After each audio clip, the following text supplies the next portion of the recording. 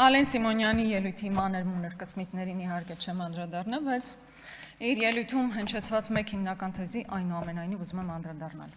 որի հիմնական հենքը այն է, որ 18 թվականին բանակցություններն արդեն մտել էին փակուղի եւ հայտնի խոսքն են մեջբերում եւ պատերազմը պարզապես անխուսափելի էր։ Եթե սա ճշմարտություն է, ապա ես ակնկալում եմ, որ ԿՊԱ-ականները պետք է պատասխանեն հետևյալ հարցին։ Եթե բանակցությունները գտնվում էին փակուղում,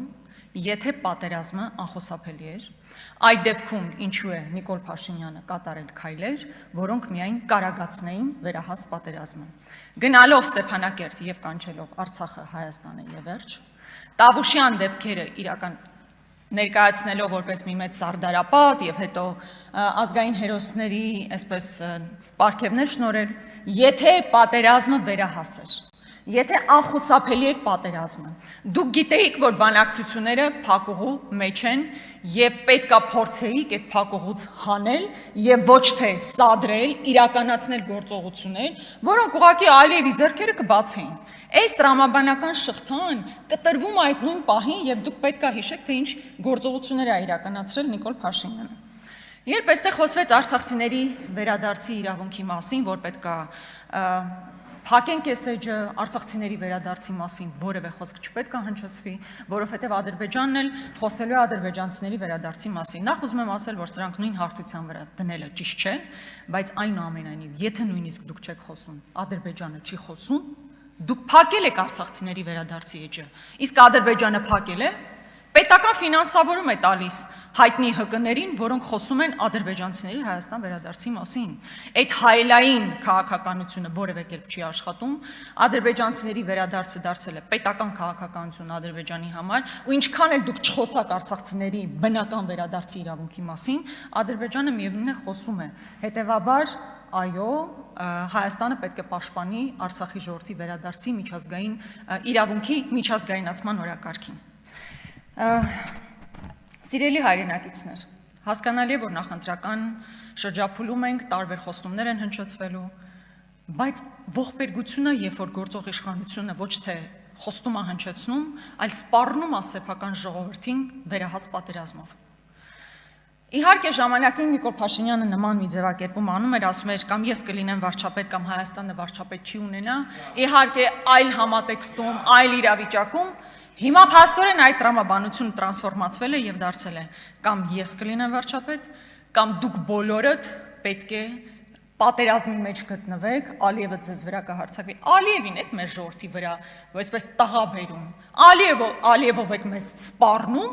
հայ ժողովուրդը արժանի է նրան, որ Ալիևով դուք իրան սպառնաք, բայց ժողովուրդը էթնիկ զտման է ենթարկվել, հայրենիքա կորցրել, տարածքներ են օկուպացված։ Բա մեր ժողովուրդը արժանի է նրան, որ դուք Ալիևով իրեն սպառնաք, ինչա թե մի հատ աթոռ եք պահում, միթե կարելի է աթոռը սիրել այնքան եւ սեփական ժողովրդին չսիրել այնքան, որ Ալիևին մեր ժողովրդի վրա տղա բերել։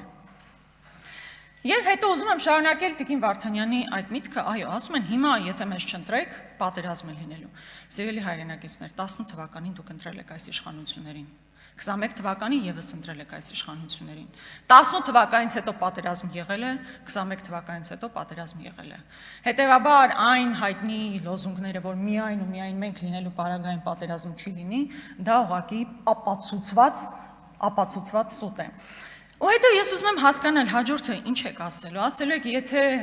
սահմանադրությունը չփոխենք, եթե անկախության հռչակագիրը սահմանադրությունից չհանենք, պատերազմ է լինելու, հաջորդ սպառնալիքը դա է լինելու, եկեք փոխենք սահմանադրությունը, հիմա եկեք հանենք անկախության հռչակագիրը, որպեսզի պատերազմ չլինի։ Հետո գալու եք ասելու եք, մենք այսպես կոչված անկլավներ կան մեր երկրի տարածքում, բա եկեք սա տանք, որպեսզի պատերազմ չլինի։ Հետո գալու եք ասելու եք, գիտեք ինչ կա։ Մենք արդեն հարևանություն ենք անում, բարեկամություն ենք անում, բայց չէ՞ որ ադրբեջանցիները պետք է վերադառնան Հայաստան։ Եթե իրանք չվերադառնան, մի հատ էլ պատերազմ կլինի, բայց պատերազմի շանտաժի գնով ինչքան եք ուզում ձեր սեփական աթոռները պահել։ Եվ վերջին մի քանի շաբաթների ընթացքում, երբ ԿՊԱ-ականները փորձում էին բացատրել, թե ինչու են կարծում, որ ընդդիմությունը պատերազմ է բերելու, սովորաբար մատնանշում էին իմ ելույթից մի կտոր, որտեղ ես ասում եմ, որ դա դիվանքը մերն է։ Դադիվանքը կգամ Արարատին, դադիվանքը մերը չի, դադիվանքը հայկական չի, դուք դադիվանքում մոմ վառած չկաք, դադիվանքը մերն է, դադիվանքը հայկական է, եթե դուք կարծում եք հայկական չի, և ինչպես Ալիևն է ասում աղբանական է, եկեք ես ամբյանից ասեք դադիվանքը մերը չի, ժողովուրդը հասկանա ձեր դիրքորոշումները, ձեր պատմության, ձեր ինքնության նկատմամբ ինչ է, դադիվանքը մերն է, հայկական է, ուրիշ կարծիք լինել չի կարող։ Հաջորդը, կամ Ղազանչեցոց, նույն այդ ելույթից մեջ Ղազանչեցոցի մասին եմ խոսում։ Ձեր կուսակից ընկերներից մեկը Արմեն Գրիգորյան։ Արմեն Գրիգորյանի հարսանիքը եղել է Ղազանչեցոցում։ Հայկական եկեղեցի Տիկին Ղազան երևի ներկա եք եղել, որ ասում եք հրաշալի հարսանիք, այդ հրաշալի հարսանիքը եղել է հայկական Սուրբ Ղազանչեցոցում։ Մերը չի, հայկական չի, սա տարածքային պահանջ է Ադրբեջանի նկատմամբ, թե սեփական մշակույթը պաշտպանելու ցանկություն։ Դուք գիտեք, որ ՅՈՒՆԵՍԿՕ կա, դուք գիտեք, որ կա ՅՈՒՆԵՍԿՕ, միջազգային կազմակերպություն, որը զբաղվում է մշակութային, պատմամշակութային ժառանգության պահպանության հարցերով։ Սա ոչ թե տարածքային պահանջ է, այլ սեփական մշակույթը պաշտպանելու ցանկություն։ Մյուսը, Արարատը մերն է, թե չէ։ Ընդ որում, ես իմ ելույթը շատ հստակ էի ձևակերպել,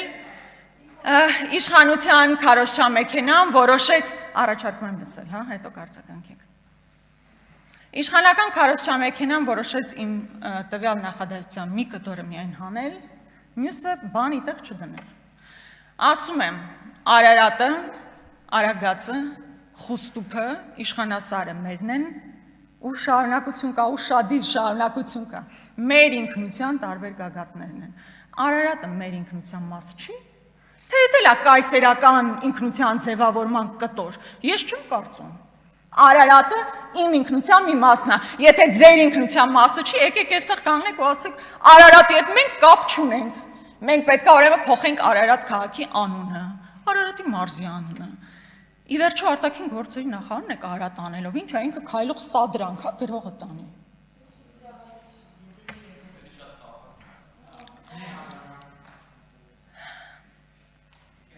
Հիմա գնում է, սիրելի հայրենակիցներ, հիմա տեղի է ունենում, այո, ինքնության համար պայքար։ Ֆիզիկական գոյությունը Արցախում հիմա չկա, բայց նաև սեփական ինքնության պաշտպանության համար այս իշխանությունը ոչինչ չի անում, հերիք չի, մի հատ էլ պատերազմում այն մարդկանց դեմ, ովքեր ասում են, որ որևէ բան պետք է անել։ Հա, իմիջիայլոց այդ ինչ բան է, էլի, հիմա Արցախ բառն ասել է արդեն հանցագործություն է, կարող է օրենքի նախագիծ բերեք, որով արգելվում է Արցախ բառը արտասանել։ Արցախը Հայաստանը եւ վերջ գոռացողները հիմա Արցախ բառ ասելուց հետո պետք է ներողություն խնդրեն, բայց դուք կոչ էիք անում հազարավոր տղաների բրոնիժիլետ կասկավերցնել ու գնալ առաջնագից, իմիջիայլոց։ Այս համատեքստում ես ուզում եմ ասել, որ երեք հանդիպել ենք իմ գործընկերների կներեք, իմ գործընկերների հետ անհետ կորած զինծառայողների ծնողների հետ եւ իրենք հստակ պահանջ ունեն, որպեսզի հրապարակվի այն փաստաթուղթը, որը կազմվել է 44 օրյա պատերազմի հանգամանքները քննող հանձնաժողովի նիստերի արդյունքում, այդ պահանջը լեգիտիմ է, որքան էլ մենք կարծում ենք, որ չէր կարող օբյեկտիվ լինել այդ համապատասխան փաստաթուղթը, բայց ծնողներն այդ պահանջը ունեն եւ դուք պարտավոր եք առաջ գնալ այդ պահանջին։ Եվ Արցախի նկատմամբ կրկնում եմ ֆիզիկական ներկայությունից հետո ընդհանրապես մեր պատմության Արցախի հերոսամարտի արժեզրկման գործընթացը տեղի ունենում, որը անթույլատրելի է։ Հիմա ես այդ բազմաթիվ հարցերի հետ մեկտեղ ուզում եմ ասել, ուզում եմ ստանալ ձեր պատասխանը։ Հիմա Մոնթեն ազգային հերոս է, թե ազգային հերոս չի։ Մոնթեն կռվում էր հայրենիք ազատագրելու համար։ Հիմա եթե այդ հայրենիքը մերը չէր, այն գլխից հանձնված էր, մեզ հետ կապ չուներ։ Հիմա Մոնթեն ազգային հերոս է, թե ազգային հերոս չի ձեզ համար։ Եվ կարող է դուք հասնեք մի օրի, որ ընդհանրապես Հայաստանի Հանրապետությունը վերջում համարեք օկուպանտ երկիր։ Իհարկե սա հիմա աբսուրդ կարող է հնչել, բայց այն գործողությունների եւ հայտարարությունների տրամաբանությունը, որ այսօր կա ու մենք տեսնում ենք, հենց այդ ուղղությամբ էլ տանում է, այո, դուք դիվահարվում եք երաշխավոր բառից, որովհետեւ ձեր ընկալման մեջ, ձեր պատկերացման մեջ միակ երաշխավորը պետք է լինի Ադրբեջանը, երեք այն հորթի վզակալի հայտնի պատմության նման, հիմա Ադրբեջանը այսպես թոկը գցել է, ասում է պետք է ամեն բան իրականացնեք, բայց հստակ մեր ժողովրդին ուզում եմ ասել, Հայաստանում չկա որևէ ընդդիմադիր քաղաքական ուժ, ավարտում եմ, ով տարածքային պահանջ ունի հարևան երկրների նկատմամբ, բայց սեփական ինքնությունը պաշտպանելը օրվա հրամայական է, պատմական հրամայական։